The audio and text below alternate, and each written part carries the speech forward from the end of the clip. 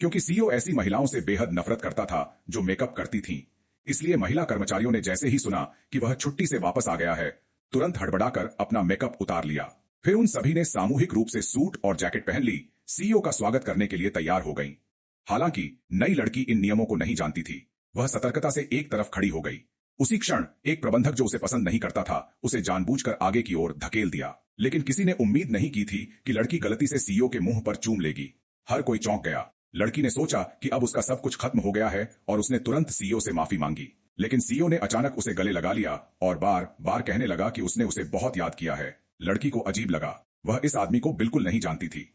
जिस बात ने उसे और हैरान किया वह यह थी कि उस आदमी ने अपने सहायक को उसे पर्यवेक्षक सुपरवाइजर पदोन्नत करने का आदेश दिया, जिसका वार्षिक वेतन $5 मिलियन था। फिर उसने लड़की को तुरंत ऑफिस में ले गया और जांचने लगा कि कहीं वह घायल तो नहीं। जैसे ही लड़की उससे वेतन वृद्धि के बारे में पूछने वाली थी, आदमी अचानक उसके कंधे पर सिर रखकर सो गया।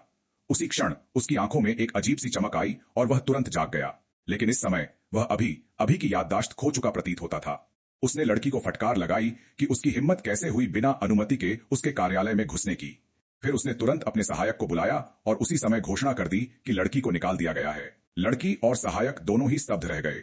लड़की ने आदमी पर सिजोफ्रेनिया मनोविदलता जैसा बर्ताव करने का आरोप लगाया, लेकिन परिस्थिति के दबाव में उसे गुस्से में वहां से जाना पड़ा।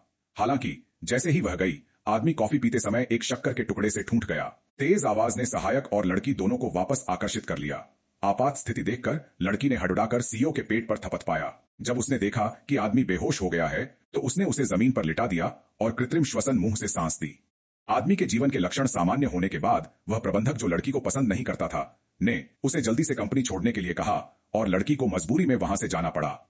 लड़की के जाने के बाद सीईओ आखिरकार जाग गया। उसकी आंखों में फिर से चमक आ गई। फिर उसने तुरंत अपने सहायक से पूछा कि लड़की कहां गई। जब आदमी को पता चला कि लड़की को निकाल दिया गया है, तो वह बहुत गुस्सा हुआ और जानना चाहा कि उसे किसने भगाया है। यह पता चलने पर कि उसने खुद ही उसे निकाला है, उसने अपने सहायक को तुरंत जाकर उसे ढूंढने का आदेश दिया।